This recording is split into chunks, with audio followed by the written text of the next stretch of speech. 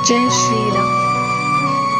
भीष्म राजा शांतनु और मां गंगा के पुत्र थे, जिन्होंने आजीवन विवाह न करने की प्रतिज्ञा ली थी। इसलिए उनके पिता की मृत्यु के पश्चात उनकी सौतेली मां सत्यवती के पुत्र विचित्रवीर राजा बने।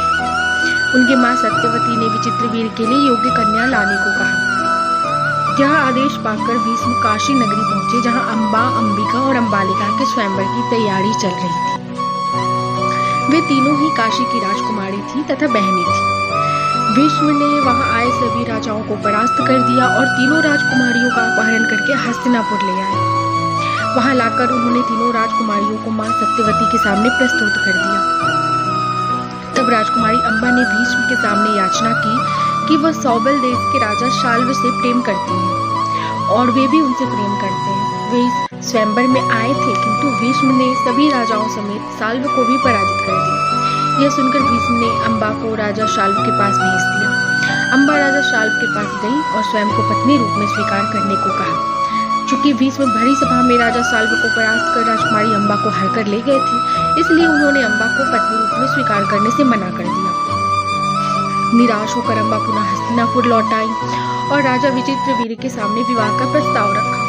तब राजा विचित्रवीर ने भी उनसे विवाह करने को मना कर दिया। हताश अम्बा ने भीष्म से विवाह का प्रस्ताव रखा, लेकिन भीष्म ने अपनी प्रतिज्ञा याद दिलाते हुए उनसे विवाह करने से मना कर दिया। यह सुनकर अम्बा को अत्यधिक क्रोध आ गया तथा भीष्म से बदला लेने के लिए वह वहां से चली गई। क्रोधित अम्बा भगवान परशुराम के पास गई और उन्हें सारी घटना बताई। भगवान परशुराम अम्बा की यह कथा सुनकर अत्यधिक क्रोधित हो गए और उन्होंने भीष्म को अम्बा से विवाह करने के लिए कहा। भीष्म ने अपनी प्रतिज्ञा के कारण अम्बा से विवाह करने को मना कर दिया। इस पर परशुराम ने भीष्म को स्वयं से युद्ध करने को कहा। दोनों के बीच भयंकर युद्ध हुआ जो कई दिनों तक चला। चूंकि परशुराम भगवान विष्णु के अवतार थे तथा विष्णु को इच्छा मृत्यु का वरदान प्राप्त था, इसलिए उस युद्ध में कोई भी पराजित नहीं हो सका। अंत में देवताओं के द्वारा दोनों के बीच युद्ध को शांत करवाया गया।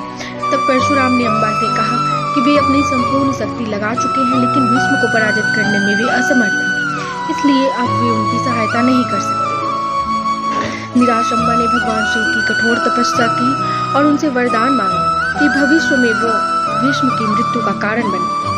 भगवान शिव के वरदान से अम्बा अगले जन्म में शिखंडी के रूप में जन्मी और महाभारत के युद्ध में भीष्म की मृत्यु का कारण बनी।